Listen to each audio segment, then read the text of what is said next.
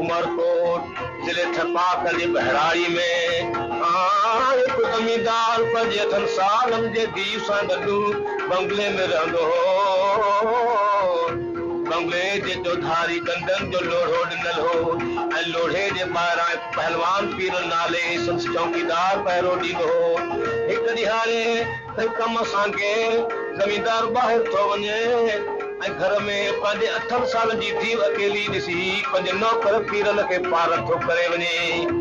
पीरल करे थो त मुंहिंजा साईं हीअ मुंहिंजी नंढड़ी अम्मा आहे त मां हुनजो को बि फिक्र न करियो।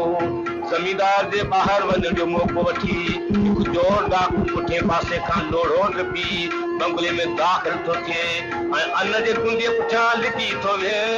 8 सालनि जी छोकिरी हिकु जारे मां बत्ती खणी ॿिए जारे में रखी राति जो सुम्हण जी कोशिश कई त सोझरे ते वरी चोर ते नज़र पियसि ऐं छिक भरे ॾकी वई पर दिलि न लथाई।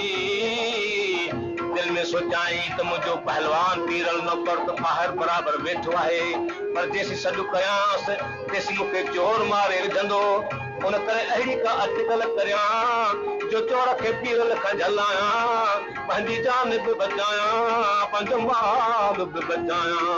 सो छा कयई जो बत्ती साॻे जाए में रखी ऐट कढी वई कतण लॻी ऐं ऐट सां ॻाल्हियूं करण लॻी।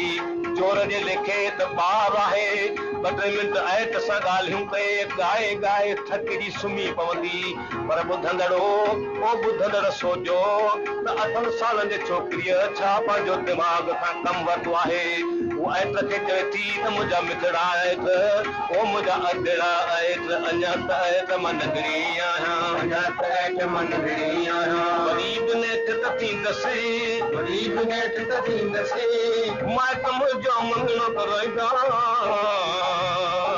जोन जॾहिं मां थींदसि अञा त ऐट मां नंढड़ी आहियां अञा त ऐट मां नंढड़ी आहियां ऐट अञा मां नंढड़ी आहियां ऐट अञा मां नंढड़ी आहियां।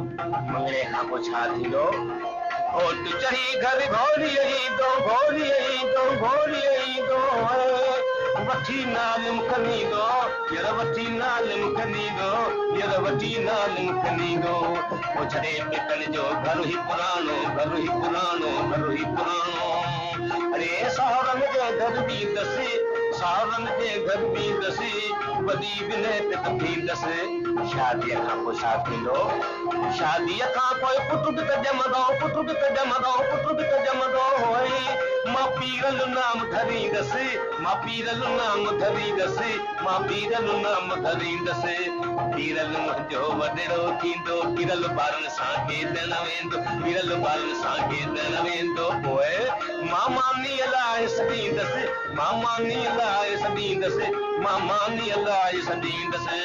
नथो अचा पीरल चवंदो छो त रांदि में रीधल हूंदो मुंहिंजो रांदि में रीधल हूंदो मुंहिंजो रांदि में रीधल हूंदो। पीरल पीरल पीरल हेरे अच पीरल पीरल पीरल हेरे अच वाका करे सॾींदसि मां वाका करे सॾींदसि मां वाका करे सॾींदसि। ताह करे जो ॼाई त पीरल ओ पीरल हेॾा जो त ॿाहिरि जो संस पीरल नौकर वेठो तंहिं सम्झो त शायदि अम्मा मूंखे थी सॾु करे। सो यकदम बर्ट खोले अंदरि आयो ऐं दरवाज़े वटि बीही चवण लॻो अम्मा तव्हां छो सॾु कयो इहो पीरल हाज़ुर इहे जो ॼाई त चोर हैरान थी वियो बेहोश थी वियो सफ़ा गिग पई वहेसि। दिलि में ख़्यालु कयईं त छोकिरी 8 सालनि जी ॾेई वेठी आहे एतिरे में वॾी थी सो मङी सो परणी सो ॾाढीअ सां पीरल विझणियाई। छोकिरी हिकु मांगुर सां इशारो कयो त चोर लिखो बीठो आहे। बीरल वञी चोर खे पकड़ियो। कीअं अकुल सां छोकिरीअ चोर बि पकड़ायो, माल बि बचायो, जान बि बचाई। धंधड़ वीचार कयो मान तेरी आया, मान तेरी आया।